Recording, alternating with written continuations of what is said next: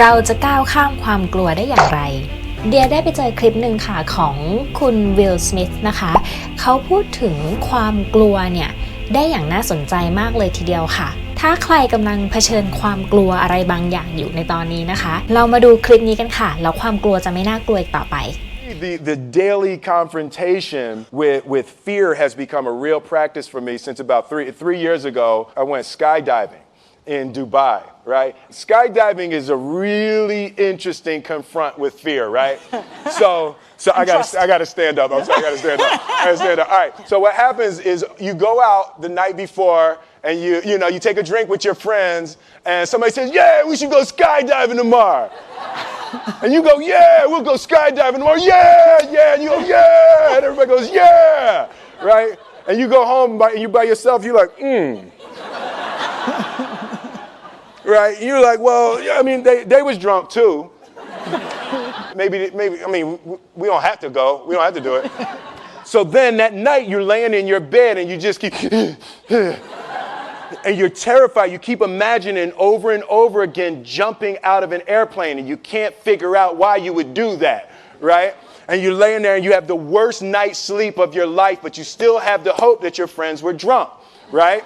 So you wake up the next day and you go, down and you say where you were going to meet and everybody's there. You're like, oh, shit. All right, cool. Right? So you get in the van and you don't know that your friends had the same night that you had because they're pretending like they didn't. They're like, yeah, man, my uncle's a Navy SEAL and, this is going to be great. I've been looking forward to this. And you're like, oh, my God. And your stomach is terrible. You can't eat and everything, but you don't want to be the only punk who doesn't jump out of this airplane. So you get there, and then you have this safety brief. And you're standing there, and the guys will tell you, well, if the chute doesn't open, what's going to happen is you're doing, well, why the hell, what could happen?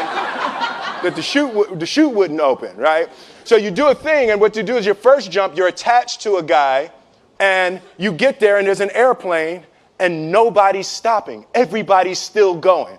So you get onto the airplane, and you're sitting there, and it's extra because you're sitting on some dude's lap, some stranger.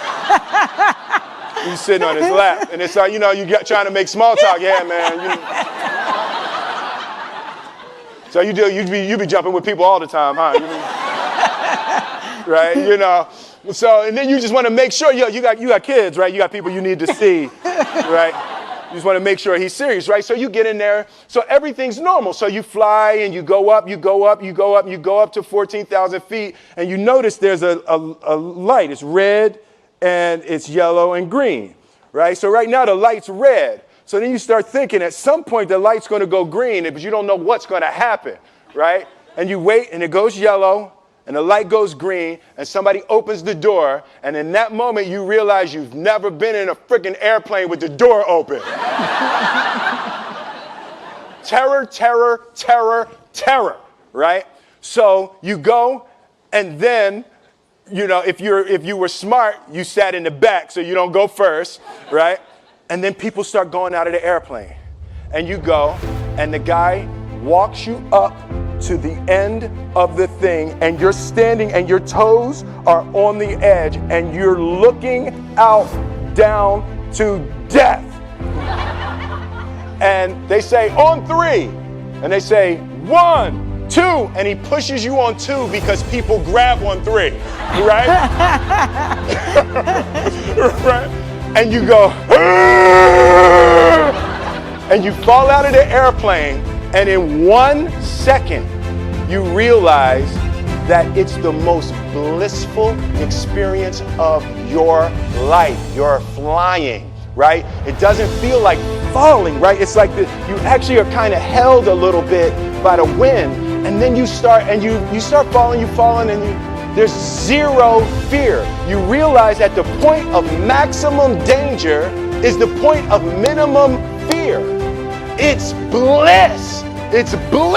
And you're flying,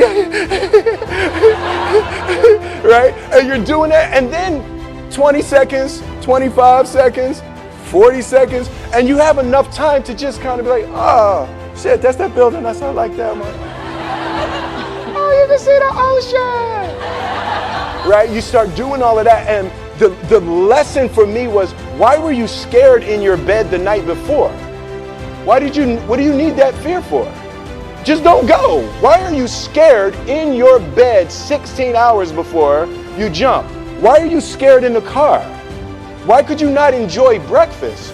What did you need that? The fear is fear of what? You're nowhere even near the airplane. Everything up to the stepping out, there's actually no reason to be scared. It only just ruins your day.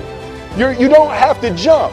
And then in that moment, all of a sudden, where you should be terrified is the most blissful experience of your life. And God placed the best things in life on the other side of terror. On the other side of your maximum fear are all of the best things in life. You know?